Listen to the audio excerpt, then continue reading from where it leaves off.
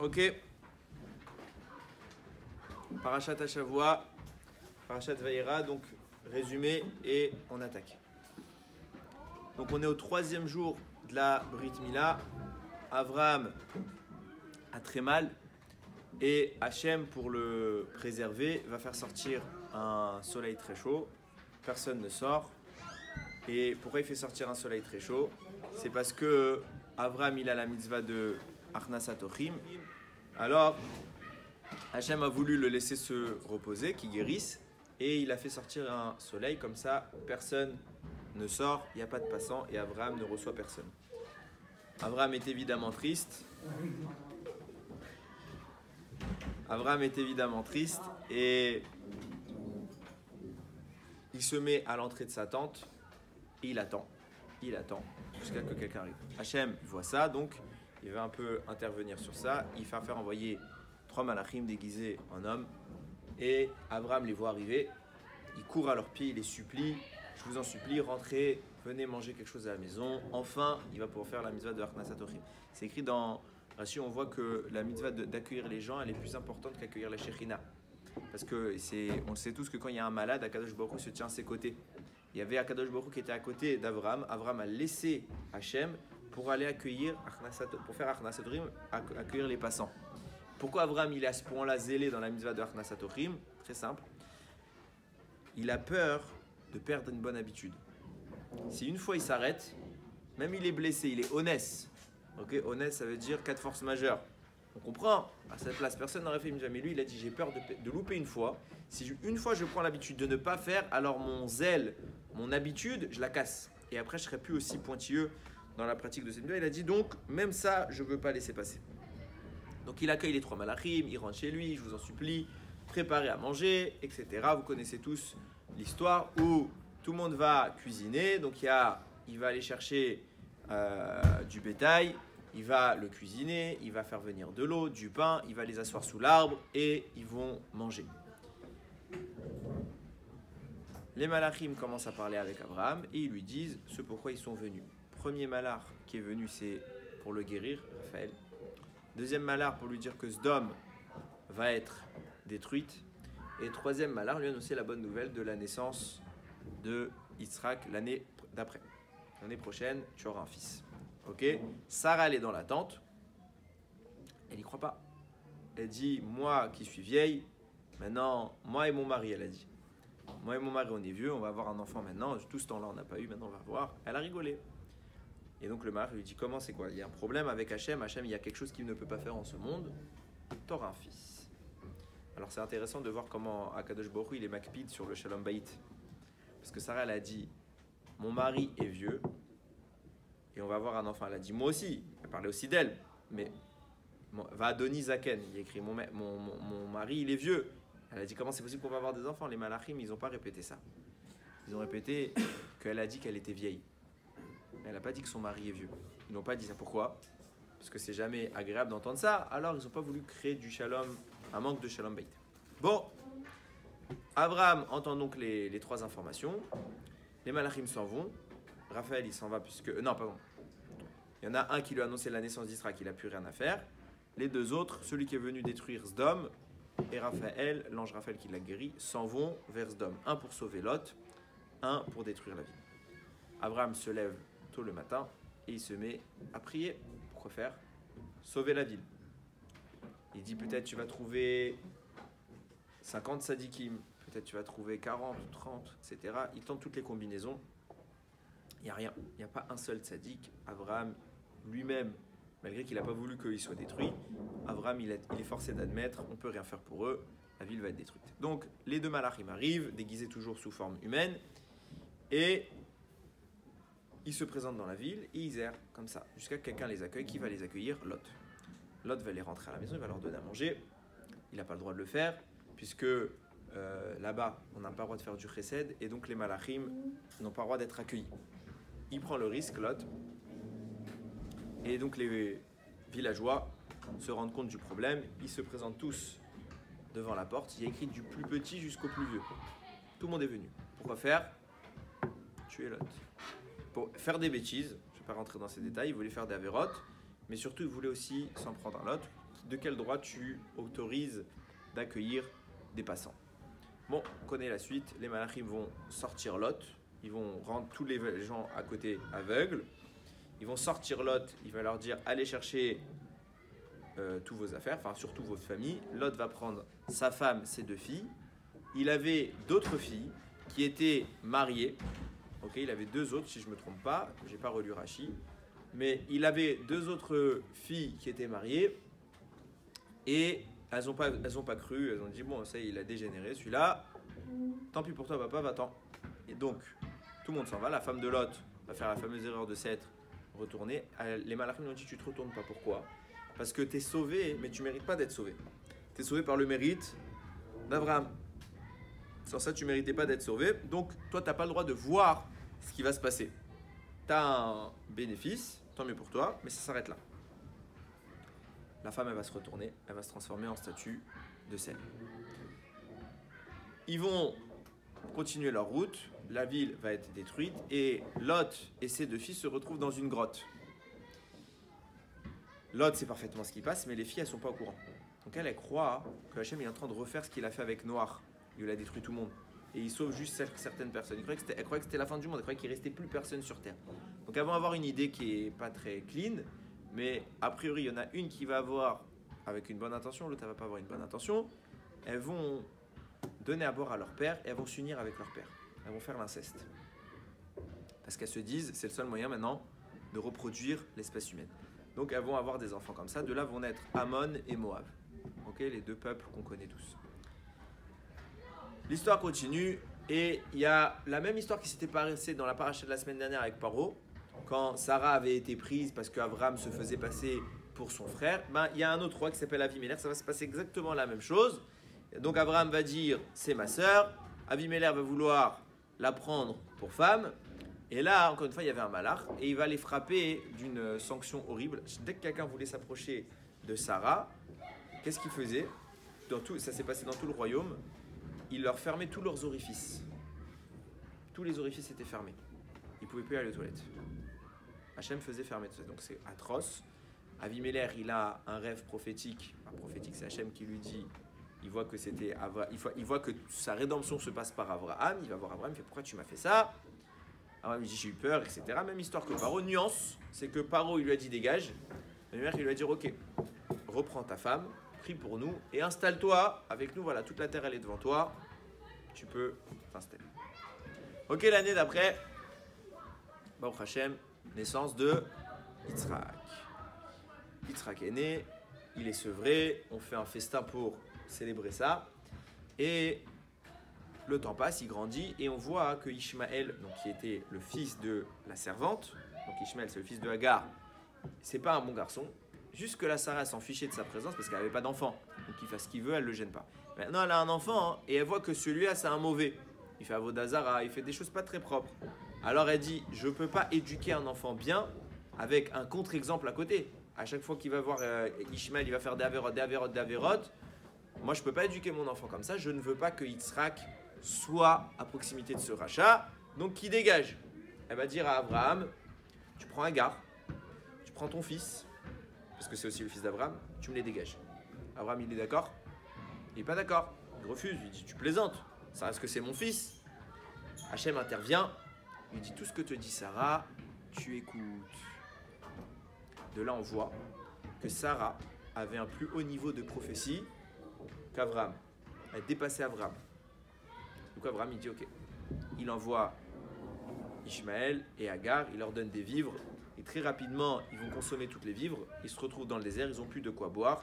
Et Ishmaël, il est mourant. Hagar, elle le laisse de côté parce qu'elle ne voulait pas le voir mourir. Elle a eu de la peine pour son fils, elle ne voulait pas regarder. Alors elle s'est mise de côté et elle s'est mise à pleurer. Hachem, il lui envoie un malach, il lui donne à boire, il lui dit t'inquiète pas, toi aussi, il aura une grande descendance. Yado Bakol Veyad Kolbo. Hein? Et pourquoi pas? Très bonne question. Alors quand Hachem il a voulu sauver Ishmaël, les malachim ils se sont ameutés là-haut, dans le ciel. Ils ont dit non, tu vas pas le sauver, regarde ce qu'il va faire à tes enfants. Ils ont raison. Hachem il a dit non, regardez-le maintenant. maintenant c'est un rachat ou c'est un tzaddik? Il est pas Chayav Mita. Donc maintenant, je le sauve. Ah, plus tard, il va sortir des... C'est pas votre problème. C'est pas parce que plus tard, des descendants vont être négatifs que lui, maintenant, il a pas de mérite. Il doit mourir. Alors c'est intéressant, puisque la Torah nous le décrit d'un côté comme un rachat. Puisque Sarah elle a voulu le dégager. Et là, Hachem est en train de dire, là, il est pas rachat. Il est tzaddik, donc il doit vivre. Bon, c'est pas le sujet. On va pas rentrer dans ça. Bon, fin de la paracha, le summum de la vie d'Abraham. C'est la Kedat Yitzhak. Hachem vient, et c'est sur ça qu'on va parler maintenant. Hachem vient, il dit à Abraham, prends ton fils Yitzhak, celui que tu aimes, etc. Et tu vas me le sacrifier. Tu vas me le mettre en sacrifice Ola. Veshkem Abraham Baboke, Abraham il se lève tôt le matin, il prend 2 serviteurs avec lui, c'était Eliezer et c'était Ishmaël aussi, qui était revenu déjà, parce que c'est beaucoup plus tard dans l'histoire. Et il les amène jusqu'à qu'ils arrivent à Moria. 3 jours plus tard, ils arrivent au mont Moria. Là-bas, Yitzhak pose la fameuse question à son père, papa, t'as tout préparé, mais où il est le sacrifice? Hachem lui dit, Abraham lui répond, Hachem nous montrera, ne t'inquiète pas. Hachem il fait ce qu'il veut. Yitzhak il comprend que c'est lui. Qu'est-ce qu'il fait Yitzhak? Il est heureux. Aucune gêne là-dessus. Il est très content. Ils arrivent sur la montagne, ils fabriquent l'autel. Yitzhak dit à son père, papa, je t'en supplie, serre bien les lanières. Pourquoi? Parce que si tu me tranches le cou et que je bouge, j'ai peur que le sacrifice ne soit pas cachère. Parce qu'il va avoir mal quand même un peu. Donc il dit, j'ai peur en bougeant que je rends le sacrifice pas cachère. Alors serre bien pour pas que je puisse bouger même si j'ai mal. Abraham prend le couteau. C'est intéressant parce qu'il écrit Vaishlach et Yado. Il a envoyé sa main. Bon, on se doute bien qu'il a envoyé sa main. Pour tuer quelqu'un, il faut envoyer ta main. Ils disent parce qu'Abraham, il était naturellement sanctifié. Il a tout effacé le mal en lui. Et cet acte-là, il est mauvais. C'est un meurtre. Donc le corps d'Abraham, il ne peut pas le faire. Donc Abraham, il se met devant son fils avec le couteau. Il dit à son corps, saisis le couteau. Il saisit le couteau, il dit, tranche Yitzhak. Le corps, il dit, il ne bouge pas. Il est bloqué. Abraham est obligé de mettre de la force supplémentaire. C'est-à-dire que si limite, il a mis sa deuxième main pour forcer sa première main à aller tuer Yitzhak. Parce que le corps d'Abraham, il était parfaitement kadosh. Le mal n'est plus compatible. Donc comme cet acte, il est mal. Non, mais le meurtre, c'est mal. Mais c'est un meurtre. Ça reste un meurtre, c'est horrible. Et Hachem y répond, tout de suite, Hachem intervient. Stop! On s'arrête là. Pourquoi Hachem intervient? Il est écrit dans la Gemara, jamais il n'est monté à l'esprit d'Hachem que Yitzhak doit être tué. Jamais il n'a même pas pensé à ça. Il voulait qu'Abraham soit dans la condition, mais jamais il a été condition qu'Yitzhak meure. En vrai, le challenge, c'était qu'Abraham croit ça. Et qu'il monte, ça suffisait une fois qu'il est monté, la mitzvah est faite. Mais il n'y avait pas besoin de le tuer. Ça, c'était le plan d'Hachem. Mais Abraham, il ne sait pas ça. Donc Abraham, il croit qu'il faut aller tuer. Son corps, il est bloqué. Il ne peut pas. Son corps n'accepte pas le meurtre. Abraham force le meurtre. Parce qu'il pense que c'est la volonté d'Hachem. Et là, Hachem intervient. Ok? Comment? Pas du tout. Pas du tout. Il a vraiment cru qu'il fallait qu'il tue son fils. Il était prêt à le faire. Preuve en est. Il est écrit que quand Hachem l'a interrompu, on va voir que maintenant il y a tout un problème. On va en débattre. Je vais avancer d'abord. Juste je finis le résumé de la paracha. Donc il se retourne, il voit le fameux bélier bloqué dans un buisson, il le prend et le sacrifie. Ok? Et à cause de ça, Sarah les Nifteret, vous connaissez l'histoire, elle a appris la mort de son fils et sa neshama l'a quitté. On parlera peut-être plus tard du départ de Sarah. Regardez, on lit le texte. Donc il va Yishlach Avraham et Shado. Abraham il envoie sa main, comme je vous ai dit. Il a pris le couteau pour égorger son fils. Il y a un ange d'Hachem qui l'a appelé du ciel. Avraham, Avraham. Il a dit Avraham, Avraham. Et il a répondu Avraham, me voici. Il lui a répondu, il a dit n'envoie pas ta main sur le jeune homme. Ne lui fais rien. Parce que maintenant je sais que tu crains Dieu. Tu n'as pas retenu ton fils, l'unique de moi. Abraham il lève les yeux, il a vu un bélier, achar. Alors on verra ce que veut dire ce mot achar, ça veut dire après ou un autre. Neras Basevar, qui était saisi par ses cornes, qui est saisi dans le buisson, Bekarnav avec ses cornes, vers Abraham, donc Abraham il en a fait un sacrifice à la place de son fils. Déjà, j'ai un gros problème. C'est une question très connue, mais qui est très compliquée. Il y a un midrash qui nous dit, c'est Yalkut Shimoni, que Abraham, dès qu'il s'est Abraham s'est levé, Vaishkem Abraham Baboker, il a mis 3 jours pour aller au Har HaMoriah. Or, tous les Haramim remarquent, c'est pas si loin le Har HaMoriah. Donc pourquoi il a mis 3 jours? Le midrash répond, parce que le Satan il a fait tous les problèmes possibles et imaginables sur la route. Au point qu'il s'est transformé en fleuve devant Abraham et il ne le laisse pas passer, tu ne peux plus traverser. Abraham il avait peur de descendre parce qu'il a dit si je descends avec maintenant il y avait Eliezer, Ishmaël et Yitzhak, si on descend peut-être qu'ils vont se noyer. Il avait peur, il a dit on n'a pas le choix, on descend et le Satan le bloque jusqu'à qu'Abraham est à 2 doigts de se noyer. Il pouvait pas, le Satan le noie. Il faisait, s'il voulait, il le noyait, c'était pas un problème pour le Satan. Donc il l'empêche de passer. Abraham à ce moment-là, il crie à Kadosh Baruch Hu, il dit je comprends pas. Tu m'as demandé de prendre, tu m'as dit promis un fils. Tu m'as demandé de prendre ce fils et de te le sacrifier. Maintenant je viens te le sacrifier et tu es en train de nous noyer. Si tu le noies, comment je le sacrifie? Abraham, il a dit ça, Akadosh Baruch Hu est intervenu, il a dégagé le Satan, le fleuve a disparu. Et Abraham a pu traverser. On voit de là que le Satan, il avait très peur de la Kedat Yisraël, puisqu'on comprend le mérite énorme qui va jaillir de cette mitzvah. Et le Satan, il fait tout pour empêcher Abraham d'y arriver. Ok? Il fait tout pour l'empêcher. Très bien. Regardez la suite. Il y a un ange, il parle à Abraham. Il lui dit tu t'arrêtes. Et qu'est-ce qu'il fait Abraham? Il prend l'autre bélier. Qui te dit que c'est pas le Satan? Qui te dit que c'est pas encore un coup? Bah parce que tu te dis bien que jusqu'à maintenant, le Satan, il t'a montré qu'il voulait pas que tu le fasses, lui. Celui qui voulait, c'est Hachem. Hachem, il a dit oui, fais-le. Il t'a poussé, il t'a aidé même à le faire. Hachem, il t'aide à le faire. Et tu vois qu'à la fin, on t'empêche de le faire. Qui me dit que c'est pas encore un coup du Satan? Mieux que ça. Qui a donné l'ordre à Abraham d'aller sacrifier Yitzhak? C'est Hachem lui-même. Et là, c'est un malach qui vient dire à Abraham, tu t'arrêtes. C'est comme si je vous disais, il y a le président, il vient, il nous donne un ordre. Et après, il y a un policier, il me dit, stop, tu t'arrêtes. J'écoute qui? Le président ou le policier? Le président. C'est lui le chef. Pour annuler l'ordre du président, il me faut le président. Les Avdil, avec Hachem, c'est pareil. Hachem lui-même, il te donne un ordre. Pour annuler l'ordre, il faut quelqu'un qui est en mesure de le faire. Le seul qui est en mesure d'annuler l'ordre de Dieu, c'est Dieu. Et là, il y a un malach. Il lui dit stop. Un malach, il peut. La Gemara a dit, c'est une phrase connue, Divrei arabe, Divrei talmid, Divrei mishomarim, entre les paroles du maître et les paroles de l'élève. T'écoutes lesquelles? Le maître ou l'élève? T'écoutes le maître. Le maître, c'est Hachem, l'élève, c'est le malach. Hachem, il t'a dit tue-le. Le malach, il te dit tu le tues pas. T'écoutes qui? T'écoutes Hachem.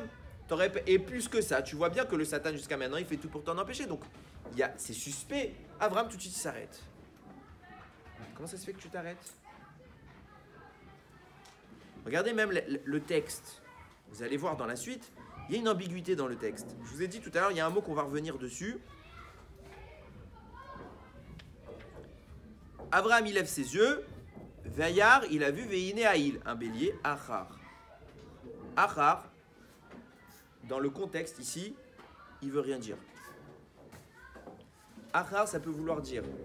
Normalement, on aurait dû dire Acher. Si on voulait dire il y en a un autre, voici un autre bélier, on aurait dû dire Acher.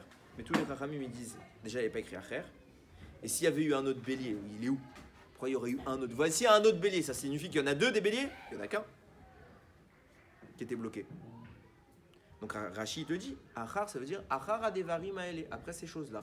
Après qu'il lui a parlé l'ange, alors il a vu le bélier. Super, mais alors il fallait dire Achar. Achar adevarim aele. Mais là, la place du mot Achar, elle veut rien dire. Il est placé au milieu de phrase. Je vous le traduis littéralement. Donc si je traduis par après, comme il dit Rashi, après ces paroles-là, Vayar, il a vu, Veine Haïl, et voici un bélier, après ces choses-là, qui se tenait, après littéralement, qui se tenait bloqué dans le buisson. Le après veut rien dire. Tu ne mets pas ta phrase après au milieu, tu dis après ces choses-là, Abraham a vu. Mais tu ne mets pas, il a vu un bélier, après, bloqué dans le buisson. C'est pas très cohérent. Alors on va essayer ensemble de comprendre. Il y a un Gaon de Vilna qui répond comme ça. Il dit comment on oublie qu'il y a, même dans le texte, il y a une ambiguïté. Parce que l'ange, il parle au nom d'Hachem. Donc c'est un ange qui parle. Est-ce qu'il peut dire moi? Il devrait dire il. Ou il fait une citation et il dit telles sont les paroles d'Hachem. Ça il peut. Et regardez ce qu'il dit l'ange. Il dit Vaikrei la malach Hachem. L'ange l'appelle un ange d'Hachem l'appelle Min Hachamim du ciel. Vayomer Abraham, Ineni, etc. Il lui dit ne fais rien, ne le touche pas. Pourquoi? Parce que maintenant, je sais que tu crains Hachem et que tu ne l'as pas retenu de moi. C'est qui moi? Hein? Mais c'est qui parle ici? C'est l'ange. Donc quand il dit moi, il parle de lui-même. Sinon, il aurait dû dire de lui, de Hachem. Tu n'as pas retenu ton fils d'Hachem. Ou il dit de moi et à la fin il conclut telles sont les paroles d'Hachem. Ouais, c'est ce qu'il va faire la deuxième fois qu'il va lui parler. Il va dire Neum Hachem, parole de Dieu. Là, il n'a pas dit ça. Il a dit maintenant, je sais, moi l'ange, que tu n'as pas retenu ton fils de moi. De moi? Mais qui a donné l'ordre? C'est Hachem. T'es qui toi? T'es qu'un ange. Le Gaon de Vilna, il dit comment ça se fait qu'il a dit de moi? Vous savez que les malachim peuvent soit déjà être existants, c'est des malachim qu'Hachem a créés, mais également des fois, quand on fait tout le temps, quand on fait une mitzvah, on crée un malach. Quand Ras Vesham, on fait une avera, on crée un ange accusateur cette fois. Un malach positif ou un malach négatif. Nous dit le Gaon de Vilna, l'ange qui parle ici, c'est lequel ange? C'est l'ange de la Akedat Yitzhak. C'est pour ça qu'il dit Mimeni. Moi, je sais. J'ai pas besoin de parler. J'ai pas besoin que ce soit Hachem qui le dise. C'est que mon existence, ça signifie quoi? Que tu n'as pas retenu Abraham, tu n'as pas retenu ton fils. Tu l'as pas retenu de moi. De quoi qui je suis? Je suis ta mitzvah. Abraham est en train de parler à sa propre mitzvah. Donc tu ne l'as pas retenu de moi. Il peut le dire. Conséquence extraordinaire. Je t'ai posé la question tout à l'heure. Comment Abraham il a su que c'était pas le Satan? Parce qu'il parle à sa mitzvah. Si sa mitzvah elle existe, c'est qu'elle est faite. D'accord? Si la mitzvah elle n'est pas faite, alors il n'y a pas d'ange. Mais là il y a un ange de la mitzvah. Ça veut dire que la mitzvah de la Kedat Yitzhak, elle est maintenant terminée. Abraham il entend ça, il voit qu'il parle à son ange. Il dit ça peut être que vrai. Puisque la mitzvah elle est terminée, j'ai pas besoin de tuer Yitzhak. Parce que si la mitzvah c'était en effet de tuer Yitzhak, elle serait pas terminée. Puisque je ne l'ai pas encore tué. De là, il va y avoir une conséquence extraordinaire. Tout de suite après, il lève ses yeux et il voit le bélier. Il est apparu. Le bélier apparaît. Qui lui a demandé de sacrifier le bélier? Personne. Qui a dit que c'était bien? Personne. Et pourtant, Abraham le sacrifie. Qui lui dit que ce bélier n'appartient pas à quelqu'un? T'as droit? Ça se trouve, c'est un bélier qui appartient à un berger. Et toi, tu vas le tuer. C'est du vol. Abraham est un voleur. Abraham, il sait pas, il le prend. Il voit un bélier comme ça, il le prend. Parce qu'il sait qu'un bélier, il apparaît pas comme ça. Alors, je l'ai pas vu avant. Je l'ai pas vu, c'est d'air. Mais maintenant, je prends. Écoute bien ce qui se passe. Écoute bien ce qui se passe. Ce bélier-là, d'où il vient? Nous dit Rachamim, c'est une des 10 choses que Akadosh Baruch Hu, il a créé le vendredi soir avant Shabbat de la création. Ce qu'on appelle Ben Hashemashot. Entre le coucher du soleil, et encore c'est le moment où on est indécis, on ne sait pas encore s'il fait déjà, on est rentré dans le deuxième jour ou pas. Okay, c'est un moment d'indécision. À ce moment-là, Hachem il a créé 10 choses, entre autres ce bélier-là. Pourquoi il a créé entre autres ce bélier-là? Parce que c'est un moment, comme je vous dis, c'est un doute. Et ce bélier-là n'a d'utilité que si Abraham pratique la mitzvah de la Akedah. Donc jusqu'à qu'Abraham fasse cette mitzvah, on est en cas de doute. Peut-être qu'il ne sert à rien ce bélier. C'est un peut-être qui sera utile. Peut-être sera utile si Abraham fait la mitzvah, peut-être il sera inutile. Donc c'est pour ça qu'Hachem l'a créé dans un moment de doute.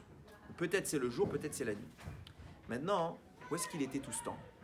Nous dit le Yalkut Shimoni. Comment il est arrivé le bélier ici? C'est un malach qui l'a amené du Gan Eden. Et qu'est-ce qu'il faisait au Gan Eden? Il restait tout le temps en dessous de l'arbre de la vie. Il broutait là-bas. Il est resté toute sa vie en dessous de l'arbre de la vie. Et là maintenant, Hachem l'a pris pour faire le sacrifice. Et regardez comment Akadosh Baruch Hu il a prévu les choses. Pourquoi il est resté là-bas sous l'arbre de la vie? Qu'est-ce qui se passe? Vous ne pouvez pas rester dans tout le Gan Eden. Pourquoi on nous dit il est sous l'arbre de la vie? Je rappelle qu'il y avait un autre arbre, c'était l'arbre de la connaissance, que j'appellerais également l'arbre de la mort. L'arbre de la connaissance, c'est celui qu'Adam Arishon il a mangé, et à cause de ça, il a fait descendre la mort dans le monde. Par contre, le bélier, lui, il est où? Il est dans le fameux arbre qu'Hachem a interdit à Adam Arishon. Il a dit, celui-là, tu peux plus y toucher maintenant que tu as goûté du mauvais arbre. Et comme Hachem avait, entre guillemets, peur que Adam puisse y accéder, il l'a chassé du Gan Eden. Parce que l'arbre de la vie peut réparer l'arbre de la connaissance. Qu'est-ce qui se passe? Je vous disais tout à l'heure, c'est Rav Shimshon d'Ostropoli qui dit ça. Achar, ce mot-là, il voulait rien dire. Il n'est pas à sa place. Il n'est pas dans le bon endroit. Il y a écrit Veine Aïl Achar. Alors on peut traduire soit un autre, mais il aurait dû être écrit Acher. Voici un autre bélier. Il y a écrit Achar. Donc ça aurait pu vouloir dire soit un autre, mais dans ce cas-là, ça veut dire qu'il y en a deux. Il y a un deuxième bélier. On nous a parlé d'un deuxième bélier? Non. Alors il dit, on est obligé d'expliquer Achar Adevarim et après ces choses-là. Donc on comprend bien que même si tu expliques comme ça, c'est une nécessité d'expliquer comme ça, mais c'est pas clair dans le texte. C'est pas ça, le mot ne trouve pas sa place. Il explique comme ça. Il dit Veine Aïl Acher. En effet, ça peut vouloir dire et un autre et après, parce qu'il y avait un autre animal. Lequel?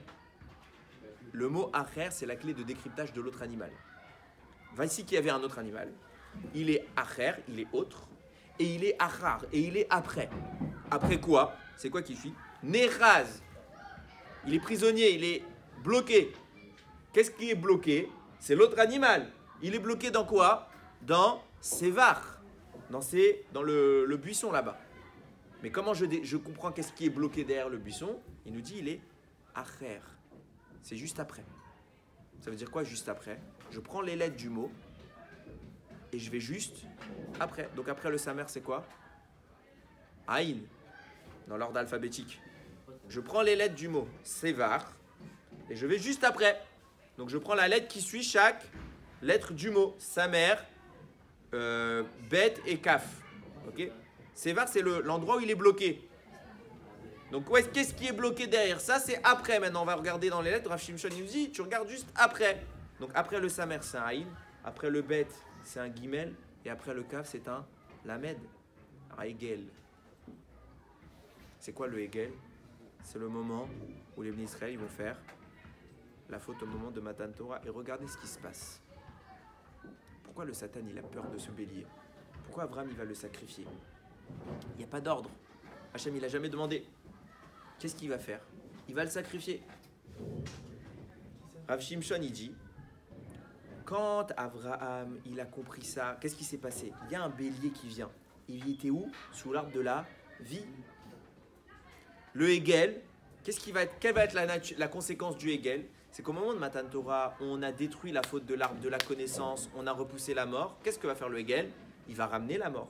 Il va réinstituer la faute de l'arbre de la connaissance. Donc ils sont jumeaux ces deux animaux. Le bélier, il était sous l'arbre de la vie et le Hegel, c'est le symbole de l'arbre de la mort. Le Satan, il a un plan sur le long terme. Il dit, quand on va donner Matan Torah, je vais les faire fauter. Et qu'est-ce qu'il va dire Hachem à Moshe Rabbeinu? Il va dire, je vais tous les tuer. Pourquoi? C'est comme si tu avais fait la faute de Adam Arishon, donc tu devrais mourir. Techayav, Mita. Qu'est-ce qui se passe? Ils vont mourir. Le Satan, il a son plan prévu depuis Avraham Avinu. Sauf qu'Akadosh Baruch Hu, qu'est-ce qu'il a fait pour devancer le Satan? Il a envoyé le bélier, que lui, il est en dessous quel arbre? L'arbre de la vie. Et grâce à ça, il va faire quoi, Akadosh Baruch Hu? Il va dire, je vais prendre le... Il y avait maintenant, jusqu'à maintenant, il y avait le mérite de la Akedat Yitzhak. Mais c'est qui a ce mérite? C'est Avraham et Yitzhak. Hachem va vouloir que ce mérite soit utilisable jusqu'à la fin des temps. Mais une fois que la mitzvah elle est finie, alors c'est vrai qu'on a un mérite sur le long terme. Hachem il va dire, on va prendre cette mitzvah, on va la transbahuter dans le bélier. Pourquoi? Quand on va brûler le bélier, on va voir les cendres. Ces cendres-là, elles resteront. Et Rachid dit, il rapporte que Akadosh Baruch Hu, il a gardé ses cendres précieusement. À chaque fois qu'on aura une avéra, il sortira les cendres. Il dira, le sroud de la Akedat Yitzhak vous protège. Vous protège de quoi? Pourquoi? Parce que quand vous allez faire le Hegel, vous allez instituer la mort dans le monde, vous devrez disparaître. Sauf que grâce à Avraham qui aura sacrifié le bélier, l'arbre de la vie va faire son effet. Et il va vous protéger de la disparition. Ce sera une kapara. D'où on a déduit toutes ces choses-là. Veine Aïl Achar. Il y avait un autre bélier. C'est le Hegel. C'était pas un bélier, mais un autre animal. C'est quoi? Le Hegel. Et du coup, Abraham, il a protégé tous ses enfants. Et ce qui est intéressant, comment Abraham, il a compris ça? Le fait est qu'il soit bloqué. Il a dit à Abraham, si ce bélier-là ne représente rien, si ce bélier-là appartient à quelqu'un et que moi je le prends, c'est du vol. Donc si ce bélier-là vient des forces négatives, tu crois qu'il aurait été bloqué? Parce que les forces négatives, quand elles veulent te faire faire une avéra, c'est hyper facile. Une avéra, 2 secondes, il n'y a rien dans le monde qui t'empêche de faire la avéra, à part quand tu as un srout hachamited. Mais naturellement, le monde, il facilite l'avéra. Donc il voit ce bélier-là et il est bloqué. Il dit, c'est quoi les choses qui sont bloquées dans ce monde? C'est les mitzvot. Donc ce bélier-là, non seulement, il n'a rien de négatif, mais s'il n'a rien de négatif, ça veut dire qu'il ne peut pas provenir du vol. S'il ne provient pas du vol, alors il appartient à qui? À personne? Réponse oui. Il n'y a qu'un bélier qui n'appartient à personne, c'est lequel? Celui qu'Akadosh Baruch Hu il a créé au 6e jour. Et qu'il l'a gardé dans le Gan Eden. Et où est-ce qu'il est ce bélier? Il est en dessous l'arbre de la vie. Et là, Abraham, il comprend. Il dit, s'il est en dessous l'arbre de la vie, c'est qu'Akadosh Baruch Hu veut octroyer cette vie à mes enfants. Il veut faire descendre la puissance de cet arbre, un petit peu du moins, sur terre. Et c'est pour ça que le Satan, il va le bloquer. Et la preuve la plus claire pour Abraham, c'est qu'il est bloqué. Quand on veut faire le bien, le Satan, il t'empêche. Preuve en est. Abraham, il veut aller faire la Kedat Yitzhak. Qu'est-ce qu'il fait le Satan? Il l'en empêche. Et si le Satan, il a si peur, c'est que ce bélier, il est précieux. Abraham, il le prend, il le sacrifie. Et Bisruto, aujourd'hui, on est vivant. Et c'est un grand moussard. C'est un grand moussard parce qu'Abraham, il a défini en une idée la nature d'une faute. Des fois, on a des doutes. Comment je fais pour savoir si ce que je vais faire, c'est bien ou c'est mal? Quand je parle de Torah, c'est bien ou c'est mal? J'ai un doute, peut-être c'est pas si grave, etc. Très simple. Si c'est bien, on va essayer de t'empêcher de le faire. Si c'est mal, on ne t'empêchera pas. Ce qui est facile, c'est souvent mal. Ce qui est difficile, il y a beaucoup de chances que ce soit bien. Le Satan t'empêchera de le faire. Il a peur de nos mitzvot. Peur de nous. Je me rappelle d'un cours où on disait, quand on met les tefilines, quand on met juste les tefilines, littéralement, on met un hypercute au Satan. On dérange. C'est pour ça qu'il nous empêche. Pourquoi c'est si dur une mise? Franchement, rationnellement, les tefilines, c'est hyper facile.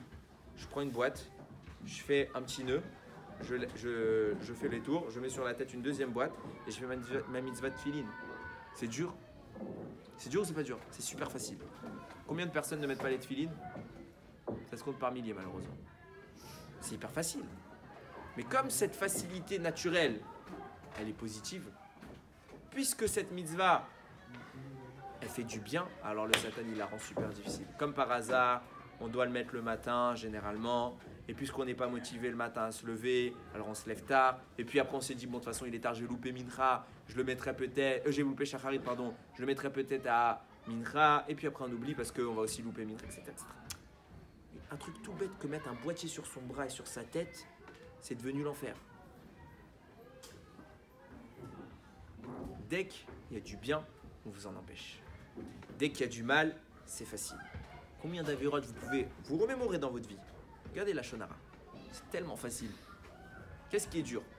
De raconter ou de ne pas raconter? Quand tu as un gros dossier sur ton copain, qu'est-ce qui est dur? De le dire ou de ne pas le dire? C'est de ne pas le dire. Le dire, c'est hyper facile. En 2 secondes, ça sort, ça coule. L'exagération qu'on va mettre dans le détail du dossier, elle va être énorme. On va trouver des mots qu'on ne connaissait même pas. Ne pas le dire, c'est un combat énorme. J'ai tort? Regardez. Je parle même pas d'autres avérotes. Je parle des avérotes qui sont vraiment devant nous. Devant nous. Alors c'est dire que quand on appréhende la Gdusha, il faut toujours rechercher la difficulté. Alors ça veut dire quoi la difficulté? Ça ne veut pas dire qu'on doit se rendre les choses difficiles. Au contraire, on doit planifier les choses pour accéder facilement à la Torah. Mais ne pas croire que facilement on devient un Rabbi Akiva. Moi des fois j'entends, Ouais, tu sais, c'est facile. Les rabbinim, quand ils essayent de convaincre, ils disent c'est facile. Ils essayent de nous motiver, mais c'est pas facile. C'est pas facile. C'est difficile. Le résultat, il est énorme. Et quand on l'a, on se rend compte qu'en réalité, ça valait la peine. De loin, de loin, de loin, de loin. Mais, il ne faut pas croire que la facilité, on va rester tous des glandeurs et on va tous devenir des grands. C'est pas possible. L'effort, ce qu'on appelle le Amal. Amal à Torah. C'est le seul secret pour qu'Akadosh Baruch Hu se dévoile à nous. Alors, il y a ratson que Bimera Be'amenu, le srout de la Hakeda, il se manifeste encore plus et que ce ne soit pas juste le bélier qui était sous l'arbre de la vie, mais l'arbre de la vie lui-même, qu'on puisse consommer et qu'il n'y ait plus jamais de souffrance et que ça viendra. Bezrat Hashem, on le dit tout le temps, mais ça va venir très bientôt. Mashiach, il arrive, qu'on soit prêt et que Akadosh Baruch Hu se dévoile. Baruch Adonai Leolam. Amen ve Amen.